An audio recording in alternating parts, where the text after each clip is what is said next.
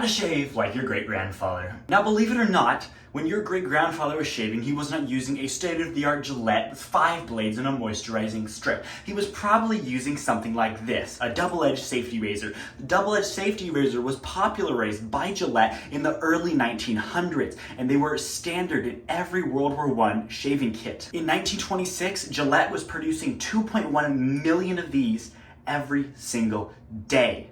And to get started, you'll need a couple things. You're obviously gonna need your razor, you're gonna need some blades, and you're going to need a shaving cream. This is what I use right here. This is Taylor of Bond Street. I use the grapefruit scent and it smells like grapefruit and it is amazing. You do not wanna use anything out of the can that you spray and like foams up like Barbasol or something like that, because the shaving cream doesn't have a high enough fat content and your razor's not gonna work properly. Recently, there's been a resurgence among safety razors, and there's been a bunch of new ones that have a bunch of new gimmicks, meaning they have a bunch of fancy new features that you may not necessarily need or they take the standard safety razor, they make a slight adjustment, and then they give you their proprietary blades that are more expensive than normal blades. This blade right here costs 10 cents. There is a great video on YouTube that I will link in the description about a bunch of different blades. He took a bunch of different blades underneath the microscope, and these Astra Platinum blades were the best by far with edge retention and how sharp they were out of the box. These safety razor blades are way sharper than your normal cartridge razors straight out of the box. They're way, way sharper, and you actually get more shaves out of these, in my experience, than you do with a standard safety razor. With the standard cartridge razor. To set up our safety razor, you're gonna take your blade, you're gonna take your safety razor, and this one unscrews. I don't have a blade in here right now, so I can touch it wherever. Now you have your handle, and this part comes out in 2 different parts. You take this, you set your blade on top. It's fine to touch the 2 sides right here, you just don't want to touch the sharp parts. Now, when cartridge razors cost so much, to you, the consumer, it's pretty insane that we ever switched away from it. This blade right here cost me 10 cents. And I'm gonna get several shaves out of it. Even when I was shaving my entire head, because I had a health condition where bunches of my hair were falling out, I was able to get multiple shaves with this thing. You might think that multiple blades is obviously better, right? Well, I have less ingrown hairs and less skin irritation when I'm using this. I actually dreaded shaving when I was using a cartridge razor, and I actually like shaving with this one. This right here is a slightly different style of safety razor from the same company, Merck. This one has a longer handle, this one has a shorter handle, and this one you unscrew the bottom and then the entire top lifts out with this little rod. So they function very similar. I prefer the one with the longer handle, but they pretty much function the same way. They also have some ones, especially vintage ones, that have a almost trap door mechanism where there's a seam down the middle and they both open on both sides. Now, when you are going to shave, you want your face to be prepped and ready. I would recommend taking a shower. Obviously, if you don't have time to take a shower, then what you can do is you can grab a towel, soak it with really hot water, and then hold that towel on your face for 1 to 2 minutes. Then you're gonna wanna fill your sink with hot water.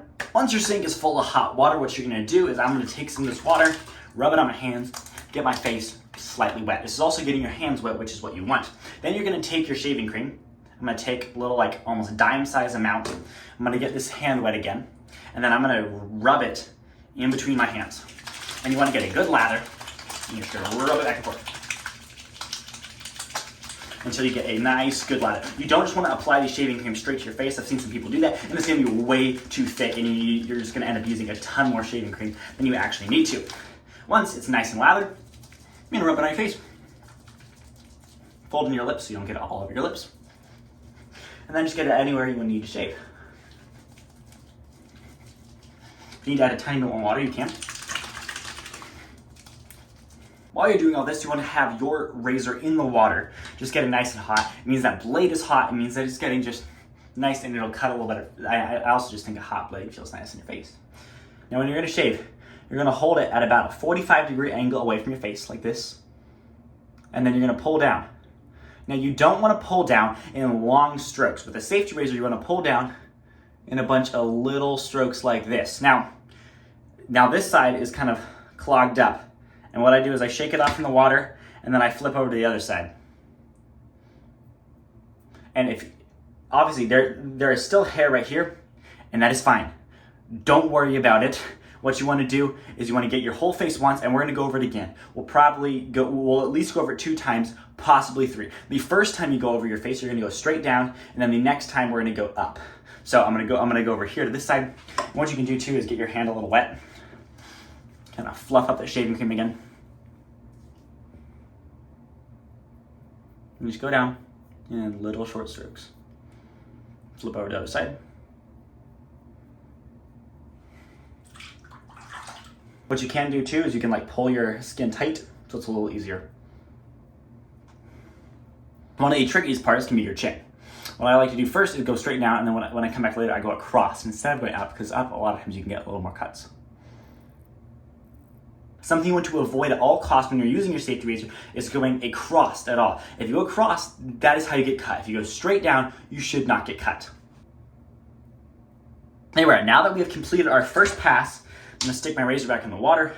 I'm going to get my hands a little wet again, and I'm going to grab another little dollop of shaving cream and rub it around my hands. And we're going to do this all again, except we're going to go against the grain. A much better lather this time. Now this time, instead of going down, we're going to go up.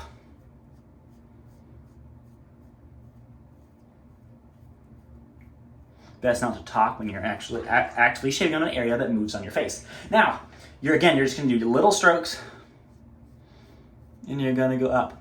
And if you want, now that I've shaved that area, now that I've gone over that twice, and what I can do is I can feel that area and see if I've missed any spot. Okay, so I'm right here. I've missed a spot. I don't wash off my hands because you might as well just use the extra shaving cream. So I'm going to rub a little more shaving cream there, and I'm going to go over that spot again. And there you go, the hair's gone. What you'll probably notice too with a safety razor is you'll get a much closer shave than a cartridge razor, and you don't get as many ingrown hairs. Now, I can't say that for certain, but in my experience, and with other people that have tried it, I have less ingrown hairs, less skin irritation, and I actually kind of enjoy shaving. Now, when you're doing your upper lip, I fold in my lip like this, so that way it is flat and as tight as possible. Now I have this little mole right here. I have to be really careful when I go over that so I don't cut it. There you go. Now we're gonna do our chin again. And then now, instead of going up against my chin, because I find that slightly more hazardous, I'm gonna go across. Again, making sure not to go up and down with the slicing motion of the blade.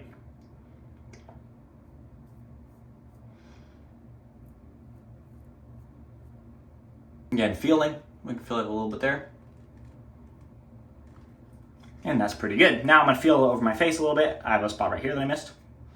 My hand a little more wet to activate that shaving cream again. And now I have my face entirely shaved. Now I'm gonna get some water and just wash off my face. Wiped off my face, now I'm gonna take a towel, just kind of dry off my face. Now what you want to do is you want to take some sort of moisturizer. I have this moisturizer here.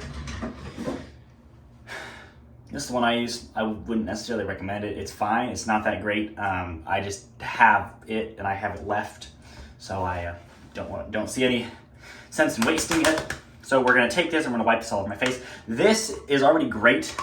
It's definitely much more moisturizing than a lot of other shaving creams, but you definitely want to have some sort of post-shave balm that goes on. This is not the same as aftershave. Aftershave is highly scented. It's almost kind of like a perfume, but it has much higher alcohol content than perfume, and it works as like an antiseptic to not make sure no cuts get infected. I didn't cut myself at all.